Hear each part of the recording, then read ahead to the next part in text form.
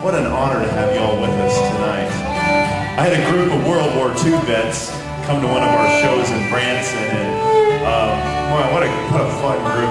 And they claimed they were aboard the USS Phoenix, and they said they were the only boat not to take a bomb during Pearl Harbor.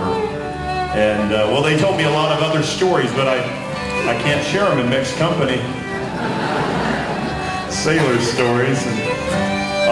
Anyway, neat group, and one of them came up to me after the show, and he literally had just tears streaming down his face, and he said, "Mr. Walker," he said, "I left a lot of my friends behind in the war." He said, "Would you please tell your children that freedom is not free?" I've heard that before, but I gotta tell you, that touched my heart. I want to share a special poem with you tonight. Dr. Gene Howard out of Texas wrote this poem, and it's a true story. I'd like to dedicate it to those of you who stood, and I also want to dedicate it to those of your friends who you left behind, who gave their lives so that we can be doing what we're doing right here tonight. The poem goes like this. Son, do you see Old Glory flying up there, waving her stars and her stripes in the air?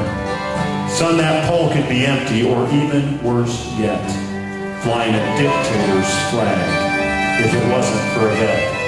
Son, the only reason this country is free is because someone else cared for you and me, and someone else left their home and their friends, and they boarded ships for foreign lands where the people's rights were taken away, even their right to speak and to pray, but they went and they stopped it dead before it had a chance to spread to the beaches of our precious shores and down our streets and into our doors, where you lay sleeping without a care. But remember, son, someone had to be out there carrying a pack, or sleeping in the cold, or flying a plane chock full of holes, or under attack on a ship or a sub. Remember those men and women, because if they'd not been willing to go, then Old Glory's freedom you would never know. And the right you have to protest your cause, that would have been replaced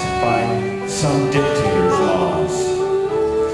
So if you're thinking to disgrace or to burn Old Glory, well, you'd better think twice.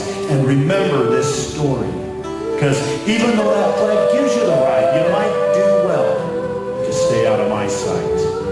Oh, you might be big, you might be fast, but Old Glory flying on that there mast represents someone's blood spilt on the ground. And son, I'll always be big enough to take you down.